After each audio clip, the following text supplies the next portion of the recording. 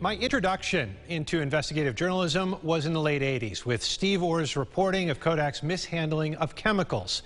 Steve recently retired from the Democrat and Chronicle, leaving behind a legacy, changes that improved our environment and protected our health. A body of work that started with a body of water. Famed editor Nancy Woodhull asked him to write about Rochester's relationship with Lake Ontario.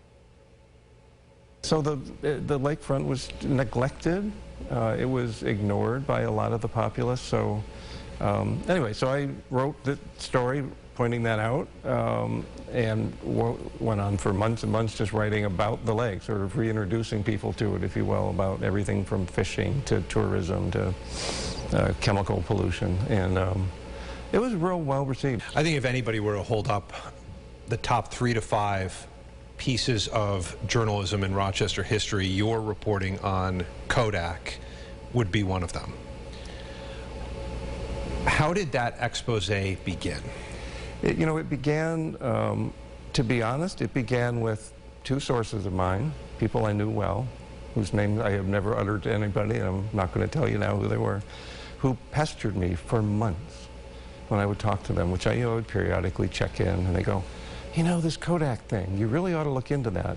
And what had happened is, Kodak had a sterling reputation, really an international reputation for environmental stewardship. They were a very progressive company in many ways in terms of dealing with the hazardous materials that they used in their work and so on. But unbeknownst to anybody, they were very slipshod in their handling of those same chemicals in a way that had caused gross contamination of the groundwater under Kodak Park and adjoining neighborhoods, problems in the Genesee River that still haven't been resolved to this day, vast releases into the atmosphere of toxic chemicals that some thought posed health risks eventually.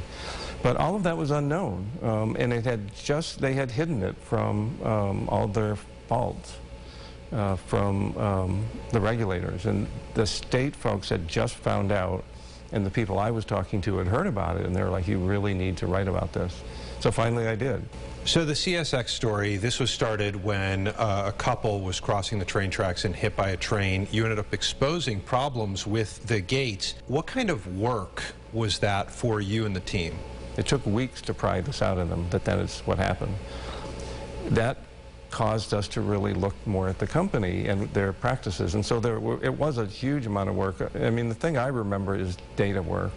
You spent your career looking behind closed doors, going underground, if you will, going to places that other people just wouldn't go or didn't want to go.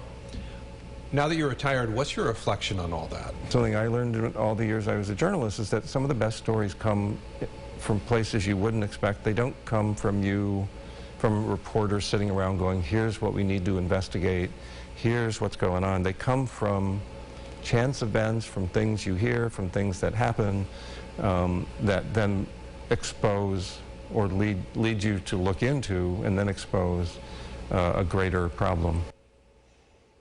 Love that. Readers, viewers, and reporters. Steve calls it a symbiotic relationship.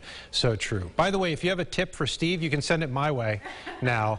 Also, if you'd like to read Steve's goodbye note, his last article, it's wonderful, and I have it linked inside my story over in the Adam interview section of RochesterFirst.com.